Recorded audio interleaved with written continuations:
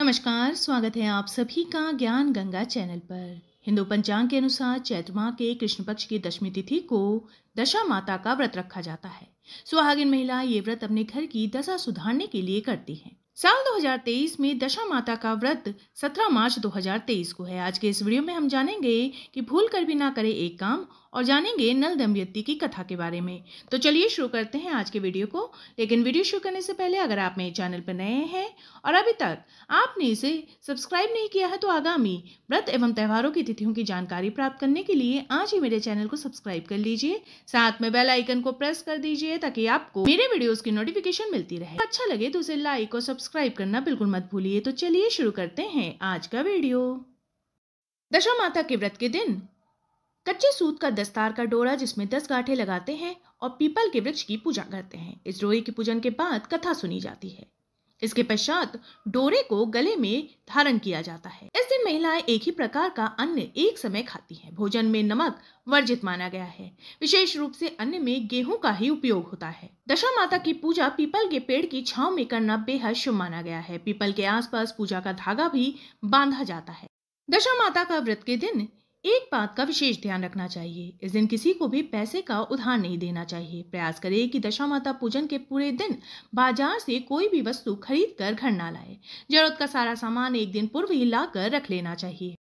दशा माता की व्रत कथा के अनुसार राजा नल और दमयंती रानी सुखपूर्वक राज करते थे। उनके 2 पुत्र थे। उनके राज में प्रजा सुखी और संपन्न थी। एक दिन की बात है कि उस दिन होली दशा थी। एक ब्राह्मणी राजमहल में आई और रानी से कहा, दशा का डोरा ले लो। बीच में दासी बोली, हाँ रानी साहिबा, आज के दिन सभी सुहागन महिलाएं दशा माता की पूजन और व्रत करती हैं तथा इस डोरे की पूजा करके गले में बांधती है, जिससे उनके घर में सुख समृद्धि आती है। तब रानी ने ब्राह्मणी से डोरा ले लिया और विधि पूर्वक पूजन करके गले में बांध लिया। कुछ दिनों के बाद राजा नल ने दमयंती के गले में डोरा बंधा हुआ देखा। राजा ने पूछा, इतने सोने के गहने पहनने के बाद भी आपने ये डोरा क्यों पहना? रानी कुछ कहती उसके पहले ही राजा ने डोरे को तोड़कर जमीन पर फेंक दिया। रानी ने उस डोरे को जमीन से उठा लिया और राजा से कहा, ये तो दशा माता का डोरा है। आपने उनका अपमान करके अच्छा नहीं किया। जब रात्रि में राजा सो रहे थे तब दशा माता स्वप्न में बुढ़िया के रूप में आई और राजा से कहा, हे राजा, तेरी अच्छी दशा जा रही है और बुरी दशा आ रही है। तूने मेरा अपमान करके अच्छा नहीं किया। इतना कहकर दशा माता अंतर्धान हो गई। अब जैसे जैसे दिन बीतते गए वैसे वैसे कुछ ही दिनों में राजा के ठाट बाट हाथी घोड़े लाव लश्कर धन धान सुख शांति सब कुछ नष्ट होने लगे। अब तो भूखे मरने का समय तक आ गया। एक दिन राजा ने दमयंती से कहा, तुम अपने दोनों बच्चों को लेकर अपने मायके चली जाओ। रानी ने कहा, मैं आपको छोड़कर कहीं नहीं जाऊंगी। जिस प्रकार आप रहेंगे उसी प्रकार मैं भी आपके साथ रहूंगी। तब राजा ने कहा कि अपने देश को छोड़कर दूसरे देश में चले। वहां जो भी काम मिल जाएगा वही काम कर लेंगे। इस प्रकार नल दमयंती अपने देश को छोड़ चल दिए। चलते चलते रास्ते में भील राजा का महल दिखाई दिया। वहां राजा ने अपने दोनों बच्चों को अमानत के तौर पर छोड़ दिया। आगे चले तो रास्ते में राजा के मित्र का गांव आया। राजा ने रानी से कहा, चलो हमारे मित्र के घर चले। मित्र के घर पहुंचने पर उनका खूब आदर सत्कार हुआ और पकवान बनाकर भोजन कराया। मित्र ने अपने शयन कक्ष में सुलाया। उसी कमरे में मोर की आकृति की खूंटी पर मित्र की पत्नी का हीरो जड़ा कीमती हार टंगा था। मध्यरात्रि में रानी की नींद खुली तो उन्होंने देखा कि वो बेजान खूंटी हार को निगल रही है। ये देखकर रानी ने तुरंत राजा को जगा कर दिखाया और दोनों ने विचार किया कि सुबह होने पर मित्र के पूछने पर क्या जवाब देंगे, अतः यहाँ से इसी समय चले जाना चाहिए। राजा रानी दोनों रात्रि को ही वहां से चल दिए। सुबह होने पर मित्र की पत्नी ने खूंटी पर अपना हार देखा। हार वहां नहीं था। तब उसने अपने पति से कहा, तुम्हारे मित्र कैसे हैं जो मेरा हार चुराकर रात्रि में ही भाग गए? मित्र ने अपनी पत्नी को समझाया कि मेरा मित्र कदापि ऐसा नहीं कर सकता। धीरज रखो, कृपया उसे चोर मत कहो। आगे चलने पर राजा नल की बहन का गांव आया। राजा ने बहन के घर खबर पहुंचाई कि तुम्हारे भाई भौजाई आए हुए हैं। खबर देने वाले ने बहन से पूछा, उनके हाल चाल कैसे हैं? वो बोला, दोनों अकेले हैं, पैदल ही आए हैं तथा वे दुखी हाल में हैं। इतनी बात सुनकर बहन थाली में कांदा रोटी भरकर भैया भाभी से मिलने आई। राजा ने तो अपने हिस्से का खा लिया, परंतु रानी ने जमीन में गाड़ दिया। चलते चलते एक नदी मिली। राजा ने नदी में मछलियां निकालकर रानी से कहा, तुम इन मछलियों को भूंजो, मैं गांव में से परोसा लेकर आता हूँ। गांव का नगर सेठ सभी लोगों को भोजन करा रहा था। राजा गांव में गया और परोसा लेकर वहां से चला तो रास्ते में चील ने झपटा मारा तो सारा भोजन नीचे गिर गया। राजा ने सोचा कि रानी विचार करेगी कि राजा तो भोजन करके आ गया और मेरे लिए कुछ भी नहीं लाया। उधर रानी मछलियां भूंजने लगी तो दुर्भाग्य से सभी मछलियां जीवित होकर नदी में चली गई। रानी उदास होकर सोचने लगी कि राजा पूछेंगे और सोचेंगे कि सारी मछलियां खुद खा गई। तब राजा आए तो मन ही मन समझ गए और वहां से आगे चल दिए। चलते चलते राजा के मायके का गांव आया। राजा ने कहा, तुम अपने मायके चली जाओ, वहां दासी का कोई भी काम कर लेना, मैं इस गांव में कहीं नौकर हो जाऊंगा। इस प्रकार रानी महल में दासी का काम करने लगी और राजा तेली के घाने पर काम करने लगा।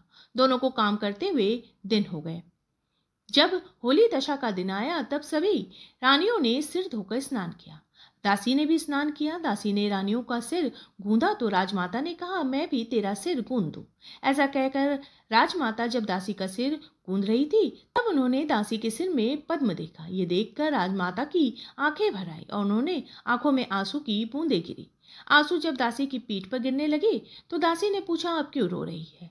राजमाता ने कहा, तेरे जैसी मेरी भी बेटी है जिसके सिर में भी पद्म है, तेरे सिर में भी पद्म है। ये देखकर मुझे उसकी याद आ गई।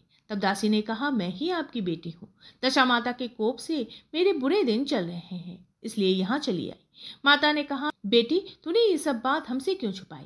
दासी ने कहा, माँ मैं सब कुछ बता देती तो मेरे बुरे दिन नहीं कटते। आज मैं दशा माता का व्रत करूंगी तथा उनसे गलती की क्षमा याचना करूंगी।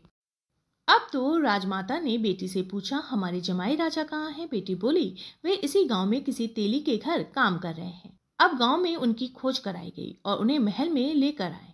जमाई राजा को स्नान कराया, नए वस्त्र पहनाए और पकवान बनाकर उन्हें भोजन कराया गया। अब दशा माता के आशीर्वाद से राजा नल और दमयंती के अच्छे दिन लौट आए। कुछ दिन वहीं बीतने के बाद अपने राज जाने को कहा। दमयंती के पिता ने खूब सारा धन, लाव लश्कर, हाथी घोड़े देकर बेटी और जमाई को विदा किया। रास्ते में वही जगह आई जहां रानी ने मछलियों को भुना था और राजा के हाथ से चील के चपट्टा मारने से भोजन जमीन पर आ गिरा था। कहा कि तुमने सोचा होगा कि मैंने अकेले भोजन कर लिया है, परंतु चील ने झपटा मार कर गिरा दिया था। अब रानी ने कहा कि आपने सोचा होगा मैंने मछलियां भून कर अकेले खा ली होगी, परंतु वे तो जीवित होकर नदी में चली गई थी। चलते चलते अब राजा की बहन का गांव आया। राजा ने बहन के यहाँ खबर भेजी। खबर देने वाले से पूछा कि उनके हाल चाल कैसे हैं। उन्होंने बताया कि वे बहुत अच्छी दशा में हैं। उनके साथ हाथी घोड़े लाव लश्कर हैं। ये सुनकर राजा की बहन मोतियों की थाल सजाकर लाई। तभी दमयंती ने धरती माता से प्रार्थना की और कहा कि माँ, आज मेरी अमानत मुझे वापस दे दो। ये कहकर उस जगह को खोदा जहां कांदा रोटी गाड़ दिया था। खोदने पर रोटी तो सोने की और कांदा चांदी का हो गया। ये दोनों चीजें बहन की थाली में डाल दी और आगे चलने की तैयारी करने लगे। वहां से चलकर राजा अपने मित्र के घर पहुंचे। मित्र ने उनका पहले के समान ही खूब आदर सत्कार और सम्मान किया। रात्रि विश्राम के लिए उन्हें उसी शयन कक्ष में सुलाया। मोड़नी वाली खूंटी के हार निकल जाने वाली बात से नींद नहीं आई। आधी रात के समय वही मोड़नी वाली खूंटी हार उगलने लगी तो राजा ने अपने मित्र को जगाया तथा रानी ने मित्र की पत्नी को जगाकर दिखाया। आपका हार तो उसने निगल लिया था। आपने सोचा होगा कि हार हमने चुराया है। दूसरे दिन प्रातःकाल नित्य कर्म से निपटकर वहां से वे चल दिए।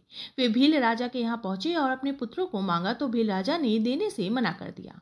गांव के लोगों ने उन बच्चों को वापस दिलवाया। नल दमयंती अपने बच्चों को लेकर अपनी राजधानी के निकट पहुंचे तो नगरवासियों ने लाव लश्कर के साथ उन्हें आते हुए देखा। सभी ने बहुत प्रसन्न होकर उनका स्वागत किया तथा गाजे बाजे के साथ उन्हें महल पहुंचाया। राजा का पहले जैसा ठाट बाट हो गया। राजा नल दमयंती पर दशा माता ने पहले कोप किया, ऐसे किसी पर मत करना, और बाद में जैसी कृपा करी वैसी सब पर करना। मेरे वीडियो में अंत तक बने रहने के लिए आपका बहुत बहुत धन्यवाद। फिर मिलेंगे किसी नए वीडियो के साथ।